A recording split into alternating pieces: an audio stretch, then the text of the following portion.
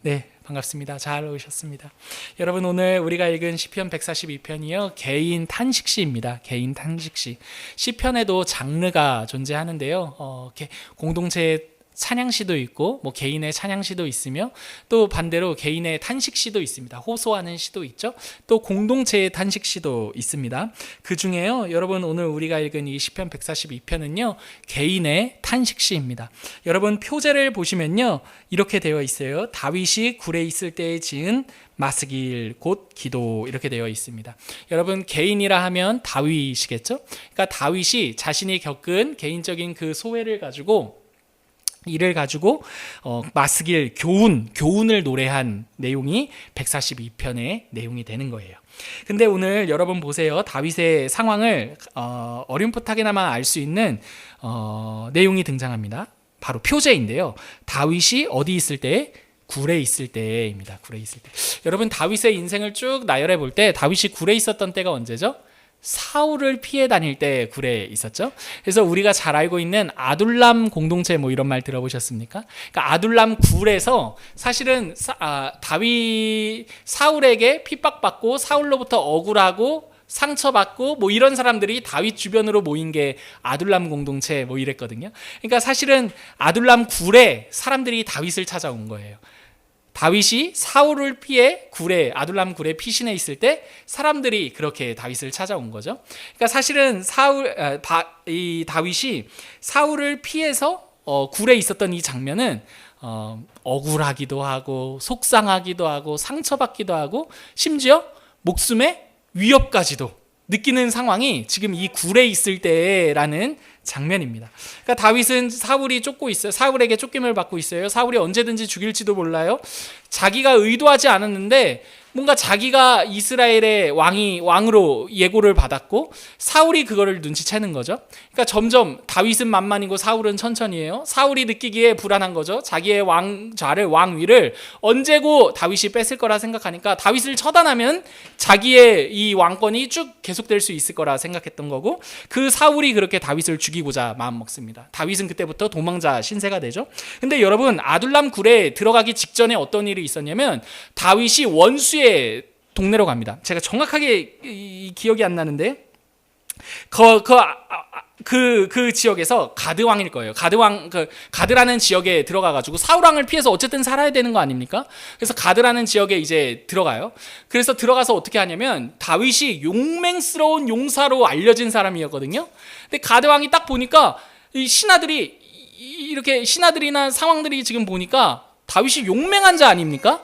자기들이 언제고 먹힐 수 있는 상황인 거예요. 근데 딱 보니까 다윗이 눈치가 빠른 거죠. 다윗이 딱 보니까 자기가 제정신으로 뭔가 여기서 말하고 행동하고 태도했다가는 그 단번에 처단될 게 눈에 환한 거죠. 그러니까 다윗이 막 미친 척을 합니다. 미친 척을 하면서 거기를 빠져나와서 피신한 장소가 아둘람 굴입니다. 여러분, 그러니까 이 아둘람 굴은요 다윗에게 있어서 굉장히 큰 상처가 있는 어떤 장소이기도 할 것이고 이상처를 끌어안는 상황이기도 할 것이고 어떤 사울왕에게 쫓겨서 간 장소이기 때문에 어떤 편하거나 어떤 막 이런 안락하다 뭐 이런 장소는 아니겠죠. 장소적으로도 굴이 어디 뭐 편할 수 있겠냐는 말입니다. 그래서 여러분, 다윗의 이 1절과 2절 한번 같이 읽어보실까요? 다윗이 이렇게 이 시편 142편을 시작해요. 같이 한번 읽어볼게요. 시작. 내가 소리내어 여호와께 부르짖으며 소리내어 여호와께 간구하는도다. 내가 내 원통함을 그의 앞에 토로하며 내 우환을 그의 앞에 진술하는도다 라고 말합니다. 여러분 1절 보시면요 부르짖다 간구하다 이렇게 나오죠. 그러니까 사실은 이게 시잖아요. 시. 그러니까 시이기 때문에 히브리어로 보면 더 운율이 살아 있어요. 근데 그거를 나름대로 한글 성경 안에서 이렇게 라임을 따라 번역을 한 겁니다. 그죠? 내가 소리내어 여호와께 부르짖으며 또 소리내어 반복되고 있죠. 소리내어 여호와께 간구하는도다 이렇게 말해요. 그러니까 부르짖고 간구하고 있는 거예요. 부르짖고 간구한다라는 이 말은요 소리를 지르며 은혜를 구하다라는 의미예요. 간구하는도다, 이게 은혜를 구하다, 자비를 구하다라는 단어이거든요. 그러니까 다윗은요 은혜밖에 구할 게 없는 거예요. 지금 상황에서는 어떻게 할 수가 없는 거죠. 그러니까 막 소리를 지르면서 막 은혜를 구하고 있는 상황입니다. 2절도 볼까요? 내가 내 원통함을 그의 앞에 토로하며 내 우환을 그의 앞에 진술하는도다. 이것도 나름 라임을 살려서 번역을 했죠. 그의 앞에 그죠. 토로하고 진술하는 거예요. 자신의 원통함과 자신의 우환을. 그러니까 원통함과 우환은요 어떤 환난과 어떤 자신 안에 있는 이 분노 이런 것들이에요. 억울함, 막 참을 수 없는 억울함. 하나님, 내가 뭐 잘못한 게 뭐가 있습니까? 어떻게 내 모양이 이 모양 이 꼴이 되고 사울은 왜 나를 저렇게 죽이려고 안달이 난 겁니까? 이런 억울함을 토로하고 있는 거죠. 토로하고 진술하다라는 이 말은요, 꾸밈 없이 다 설명하다, 말하다. 이런 의미입니다. 그러니까 여러분 1절과 2절은요 전형적인 기도의 표현입니다. 지금 다윗이요 여호와를 향해 부르짖고 하나님을 향해 그의 앞에서 부르짖으며 기도하고 은혜를 구하며 꾸밈 없이 자신의 형편이 어떠한지를 설명하면서 기도하는 장면이 1절과 2절인 거죠. 여러분 우리 역시도 어떤 다윗의 이 기도의 장면을 볼 때 우리가 한 가지 사실을 알 수가 있어요. 뭐 어떤 사실을 알 수 있냐면 우리의 기도가 느는 장면이 있습니다. 여러분, 우리의 기도가 어떨 때 늡니까? 어떨 때 확 늘어요? 우리가 감당할 수 없는 장면을 만났을 때. 그지 않습니까, 여러분? 뭔가 우리가 우리 능력으로 커버가 되는 일에는요, 이렇게 부르짖지도 않고 은혜를 구하지도 않죠. 부르짖고 은혜 구할 일도 아니고, 막 하나님 앞에 막 내 속마음을 막 토로할 일도 아닙니다. 되게 고상하죠. 하나님의 뜻이 이루어지기를 원하는 이렇게 기도할 수도 있고. 근데 여러분 우리의 능력 밖에 뭔가 이러한 일들, 뭔가 다윗 역시도 마찬가지 아닙니까? 지금 능력 밖의 일이잖아요. 우리 역시도 능력 밖의 일을 만났을 때 사실은 우리의 기도가 확 는다는 것을 알 수가 있습니다. 여러분 우리의 기도는요 우리가 능력으로 감당할 수 있는 장면에서 느는 게 아니라 우리가 감당할 수 없는 장면에서 는다라는 것을 알 수가 있어요. 부르짖을 일들이 생길 때 우리의 기도가 는다라는 것을 알 수가 있죠. 그러므로 여러분 뭔가 우리의 능력 밖의 일들을 우리가 만났어요. 여러분 그때 기도의 자리로 나아가시기를 바랍니다. 기도의 자리에 나아가실 때 여러분 기대하고 나아가세요. 한편에 물론 속상한 일도 있고 감당할 수 없는 일일 것이기 때문에 마음에 큰 부담과 염려와 근심에 눌릴 수도 있지만 여러분 그 자리가 그 자리에 우리가 그 자리에 기도의 자리로 삼고 앉고 일어섬이 우리의 기도가 느는 시간들이라는 것을 알 수가 있습니다. 여러분 시인이 이렇게 다윗이요 자신의 형편의 상황에 대해서 더 구체적으로 이렇게 말해요. 3절이에요. 같이 한번 3절 하반절 읽어볼게요. 제가 한번 읽을게요. 내가 가는 길에 하반절입니다. 내가 가는 길에 그들이 나를 잡으려고 올무를 숨겼나이다. 시인의 상황이에요. 그러니까 다윗이 가는 곳마다 덫을 쳐놓은 거예요. 그러니까 어디를 가든지 위험한 거죠. 다윗의 상황은.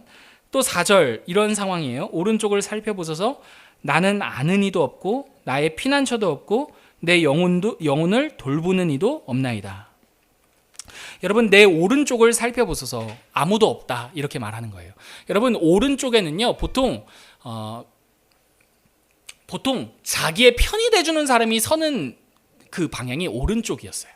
그러니까 어떤 변호인도 오른쪽에 섰고요. 나를 보호해 줄 사람도 오른쪽에 섰고요. 그러니까 오른쪽은 이렇게 의미 있는 자리인 거죠. 내 편인 자리. 근데 쉽게 말해서 무슨 말입니까? 하나님 어딜 봐도 내 편은 없습니다. 이 얘기인 거죠. 어딜 봐도 자기 편은 없는 거예요.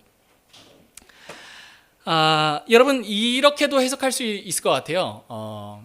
여러분 오른팔, 내 오른팔 이런 표현 써보셨죠? 여러분 내 오른팔이 있으면 어떻습니까? 든든하죠. 어딜 가든지 내 오른팔. 내 오른팔이야 이러면 여러분 든든하다는 표현이지 뭐 내가 믿을 수 없는 사람한테 내 오른팔이야 이러진 않지 않습니까? 그러니까 내 오른팔과 같은 사람도 없습니다. 내가 의지할 사람도 없고 내가 나를 돌봐줄 사람도 없고 내 편을 들어줄 사람도 없습니다 라는 말이 오른쪽을 살펴보소서 나를 아는 이도 없고 나의 피난처도 없고 내 영혼을 돌보는 이도 없나이다. 이게 바로 지금 다윗의 상황인 거예요.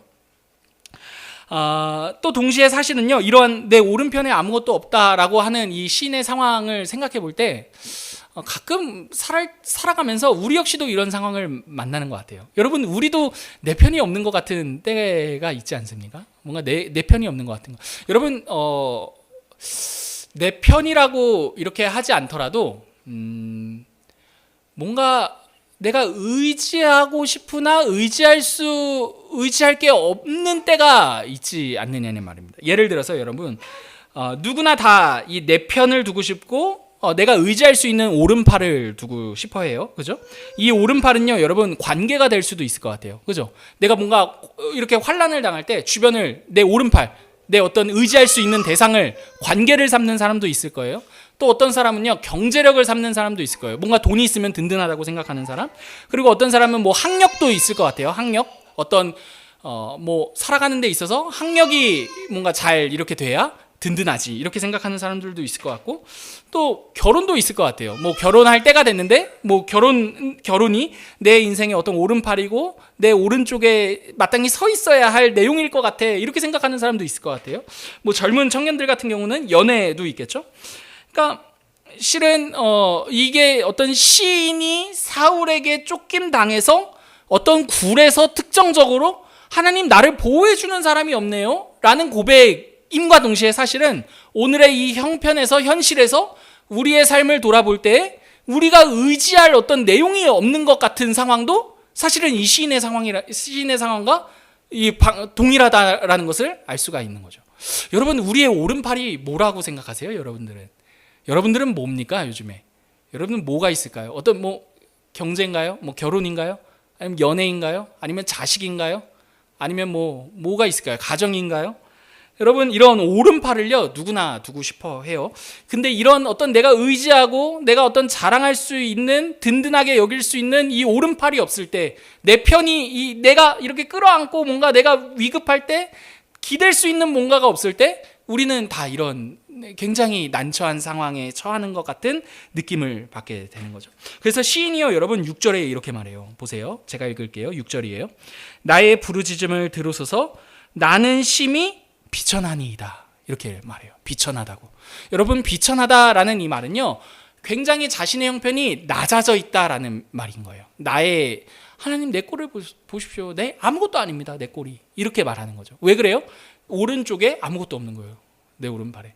여러분, 우리도 그렇지 않습니까? 뭔가 내가 내 오른팔에 두고 싶은 무언가가 있어요. 근데 그 오른팔에 뭔가 두지 못했을 때 우리가 우리 스스로를 굉장히 비천하게 보죠. 그죠? 아무것도 아닌 것처럼 보이고, 여러분, 자존감이 막 쭉쭉 떨어지지 않습니까? 그렇지 않아요? 근데 여러분, 이게 참 재밌는 거예요. 왜냐면 세상은 이 오른팔에 내가 뭘 끼고 있느냐를 가지고 나를 증명하고 나를 말하고 내 자존감을 여기서 찾거든요. 근데 지금 어떻게 보면 시인 역시도 굉장히 불안한 거죠. 내 오른팔에 나를 편들어주고 뭔가 내가 든든하게 여길 수 있는 아무것도 없는 상황을 마주했기 때문인 거죠. 근데 사실 시인뿐만 아니라 우리도 살아가면서 마찬가지인 것 같아요. 내가 뭔가 내 오른팔에 마땅히 껴야 될 시기에 끼지 못하면 참 이게 우리가 비천합니다. 이렇게 시인처럼, 주님, 제가 비천합니다, 이렇게 고백하는 게 우리 스스로 굉장히 아무것도 아닌 것처럼 보이는 자존감이 확 꺾여지는 게 시인뿐만 아니라 우리들의 형편인 것 같기도 하다는 거죠. 근데 여러분, 시인이 이렇게 어떤 기도의 자리에 나왔잖아요. 그래서 막 기도를 하는 거예요. 이런 상황들을 막 이야기하는 거죠. 자신의 뭔가 오른쪽에 아무것도 없어요. 자신의 오른편에 자신이 든든하게 의지할 아무것도 없어요. 막 상황들을 막 토로했어요. 근데 토로하던 중에 시인이 두 가지를 깨닫습니다. 여러분, 첫 번째, 무엇을 깨닫느냐 하면 3절 상반절이에요. 3절 상반절 같이 한번 읽어볼게요. 시작. 내 영이 내 속에서 상할 때에도 주께서 내 길을 아셨나이다. 여러분, 시인이 깨닫는 첫 번째가 있어요. 무엇을 깨닫느냐 하면 내 영이 내 속에서 상할 때에도 주께서 나의 길을 아셨습니다. 이렇게 첫 번째 자신의 깨달음을 이야기해요. 여러분, 이게 무슨 말이냐면, 여러분, 여기서 내 영이 내 속에서 상하다 할 때 상하다라는 이 말이 무슨 말이냐면 힘이 없어지다 라는 말이에요. 그러니까 여러분, 내 영혼이 내 속에서 내 이 깊은 내 내면이, 내 속에 있는 내 이 깊은 내면이 나를 포기했습니다. 힘을 잃었습니다. 나도 나를 포기했습니다. 이런 상황이 된 거죠, 시인이. 근데 시인이 무엇을 발견하느냐 하면, 이 포기했을 때, 나도 내 자신을 포기했을 때 뭐래요? 누가 내 길을 아셨대요? 주께서 나의 길을 아셨나이다, 이렇게 말하는 거예요. 여러분, 이 말은 무슨 말이냐면, 나도 나를 포기했을 그때에 주님은 나의 길을 아시고 나를 포기하셨다, 포기하지 않으셨다? 포기하지 않으셨습니다. 이렇게 고백하는 거예요. 여러분, 이 굉장한 고백 아닙니까? 사실은 여러분, 우리가 우리 자신을 볼 때 굉장히 실망할 거리들이 많아요. 그죠? 이렇게 보면 오른팔에 낄 수 있는 내용들이 없잖아요. 막 끼고 막 이렇게 자랑도 하고 막 이래야 되는데 아무것도 없어요. 이 오른팔에. 우리가 좀 꼈다라고 생각했는데도 보면은 끼지 못한 다른 결핍이 보여요. 또 남들은 우리한테 너 그거 있어서 부럽다 막 이래요. 근데 우리는 그거 있으나 많아요. 왜냐면 나는 다른 결핍이 있거든요. 그러니까 막 이럴 때 우리는 우리 스스로 비천해 보이고 우리 힘을 잃어요. 막 포기해요. 우리 자신에 대해서 더 이상 우리 자신이 자랑스럽지 않죠. 근데 하나님께서 우리의 길을 아셨대요. 하나님께서 우리의 인생을 포기하지 않으신대요. 끝까지 인도해 가신다는 거죠. 그러니까 여러분, 나도 내 인생을 포기하는 게 일반인데 하나님께서는 우리 인생을 포기하지 않으신다는 거예요. 여러분 그렇지 않습니까? 좀 그렇게 자살을 하시는 분들을 비관하는 게 아니라 여러분 우리도 우리 인생을 쉽게 포기하잖아요. 그죠? 뭐 어떤 힘들고 뭐 지치고 버거운 일이 있을 때 힘을 잃고 우리의 인생을 쉽다라는 표현보다 굉장히 무거운 선택이었겠죠. 아무튼 포기를 하잖아요. 근데 하나님께서는 그 무게를 모르시겠어요? 하나님께서 그 무게를, 우리 인생의 무게를 하나님이 끝까지 견지하시고 포기하지 않으신다라는 시인이 첫 번째 이런 깨달음을 가져요. 사랑하는 성도 여러분, 이게 우리의 담대함이라고 생각합니다. 저는. 여러분 그렇지 않습니까? 우리도 우리 인생을 포기하고 싶지만 하나님이 우리 인생을 포기하지 않으신다. 여러분 이게 우리 인생의 큰 담대함이지 않습니까? 그래, 그분이 우리 인생을 포기하지 않으시지. 그지? 그분의 열심이 오늘 우리의 열심보다 더 크시지. 그분의 열심이 우리의 인생을 오늘도 끌고 가시지. 여러분 낙심할 수는 있으나 그 자리에 주저앉을 수는 없는 거죠. 그죠? 하나님께서 하나님의 자신의 열심으로 우리를 포기하지 않으시는 그 열심으로 우리를 날마다 세우시고 이끌어 가시기 때문인 거죠. 시인이 또 두 번째 이걸 깨달아요. 5절이에요. 5절. 같이 한번 읽어볼게요. 시작. 여호와여, 내가 주께 부르짖어 말하기를 주는 나의 피난처시요 살아있는 사람들의 땅에서 나의 분깃이시라 하였느니라.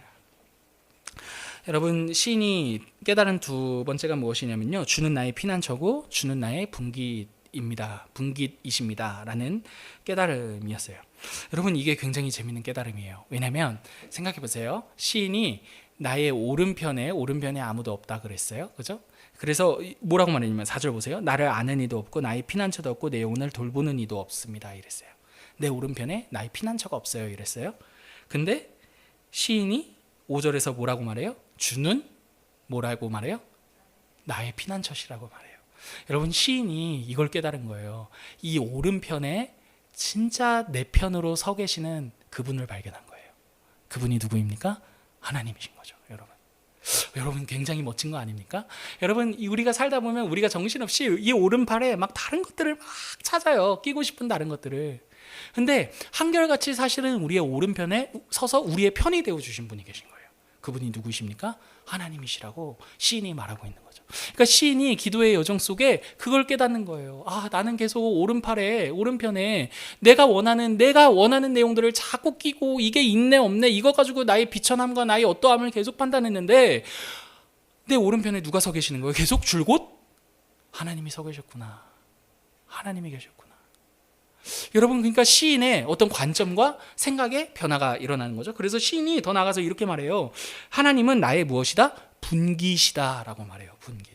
여러분 분깃이라는 이 말은요, 내가 자랑할 수 있는 모든 것을 의미해요.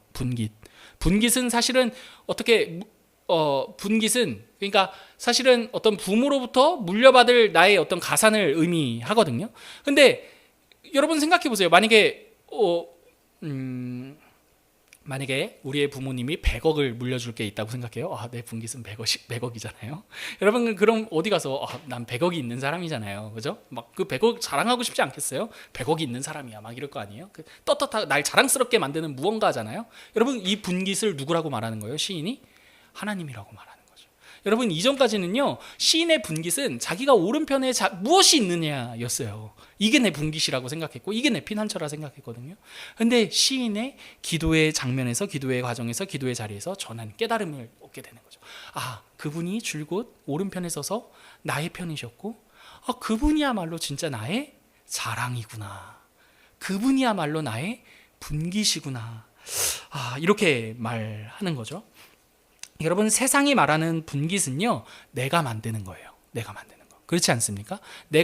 여러분 세상이 뭘 자랑합니까? 내가 수고하고 내가 노력해서 내가 얻은 것을 자랑하잖아요. 그죠? 뭐 남이 준 거 뭐 이런 걸 자랑하겠습니까? 남이 준 것보다요, 여러분 더 큰 내 안에 뿌듯함과 자랑이 되는 건 내가 이뤄낸 성취예요. 근데 여러분, 하나님이 나의 분깃이라는 이 말을 조금 더 생각해 봤으면 좋겠어요. 여러분, 하나님이 나의 분깃이라는 건 내가 성취하고 내가 얻어낸 결과입니까? 아니죠. 하나님이 그럼에도 불구하고 우리의 분깃이 되어주신 거죠. 여러분, 그러니까 이 분깃은, 여기서 시인이 말하는 분깃은 전혀 다른 이야기인 거죠. 그러니까 세상은요, 내 분깃 자랑하다가 싸웁니다. 누가 더 높니 낮니 막 이러면서 싸워요. 여러분, 만약에 결혼한 막 아내가요 막 내 남편을 분깃으로 여긴다. 아니, 남편은 별로 분깃 안 여기죠. 여러분, 내 자녀를 분깃으로 여긴다 생각해 보세요. 막 자식 막 분깃이야, 너무 자랑스러워요. 막 모임 갈 때마다 우리 자식이 막 이래요. 처음 한두 번은 들어줄만 하죠. 계속해 보세요. 그러면 야, 니만 자식 있냐 이렇게 되는 거 아닙니까? 그렇지 않아요? 여러분 세상 분깃은요, 막 자랑하다 보면 싸웁니다. 사단나게 돼 있습니다. 관계가 틀어지게 돼 있고, 앞에서는 웃어도 뒤에 가서 쑥덕거리게 되어 있습니다. 분깃을 자랑합니다. 근데 여러분, 성경이 말하는 하나님이 나의 분깃이십니다 라고 하는 이 하나님을 자랑하는 일은요, 부작용이 없죠.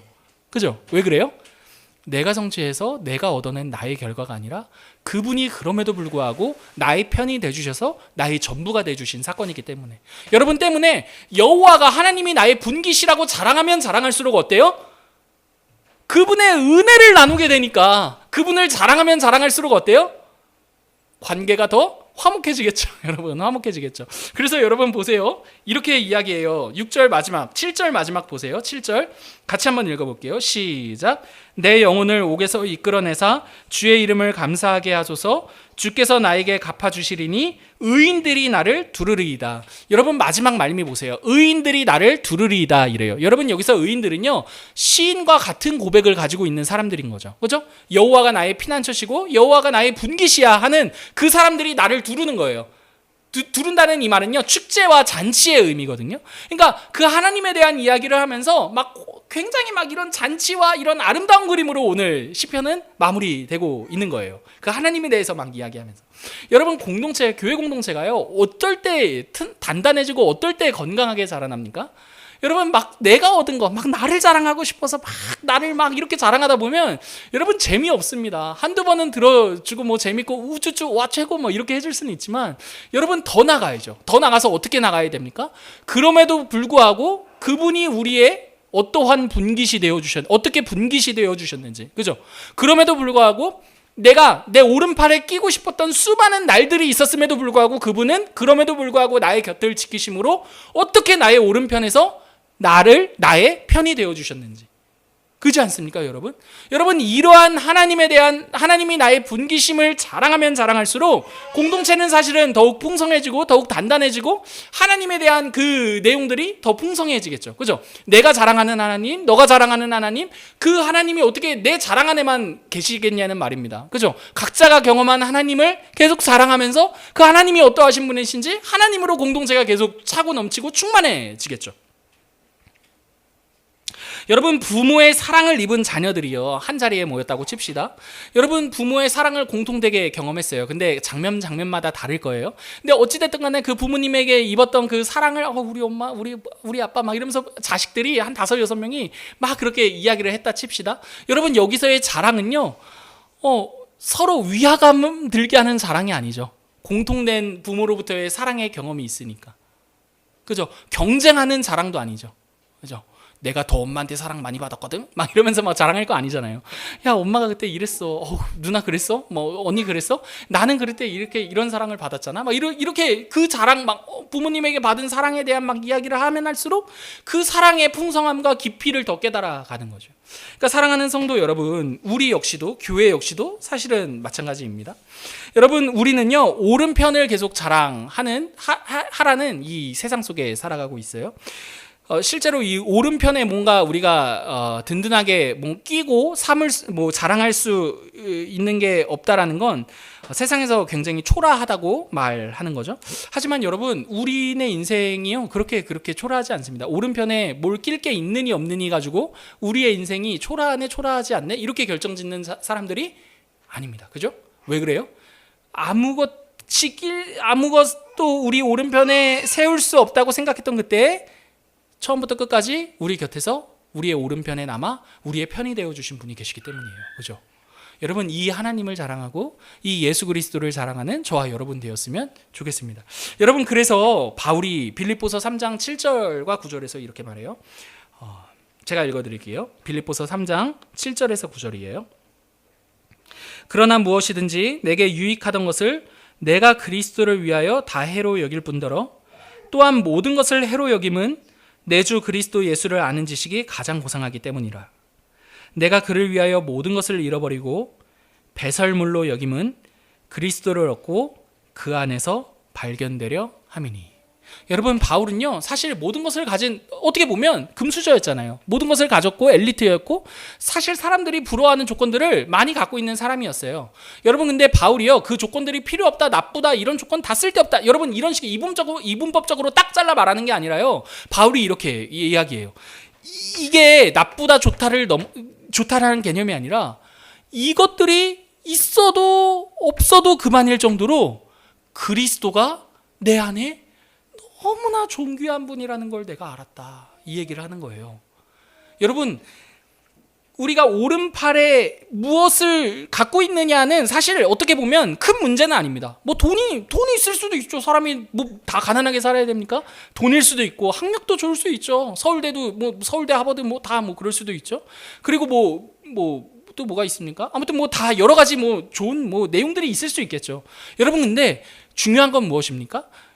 이것들이 내 곁에서 나의 편이라고 여기는 그것 이상으로 오늘 그리스도께서 나를 위해 행하신 일들을 밝히 보니까 내가 이것들 가지고 내가 누구인지를 증거하고 이것들 가지고 나를 증명하고 이것들 가지고 나를 자랑하는 그러한 수준이 아니라 그분이 나를 위해 보이신 그 일이 너무나 놀랍고 너무나 아름다운 일이기에 그분을 자랑하는 것이 내 인생의 이렇게 내용이 되는 거죠. 여러분, 진짜 그런 것 같아요. 생각해보면요, 여러분, 부모님께서 우리에게 많은 일들 해주시잖아요. 그죠? 예를 들어서요, 부모님께서 좋은 메이커 신발 사주셨다고 합시다. 메이커 잠바 사주셨다고 합시다.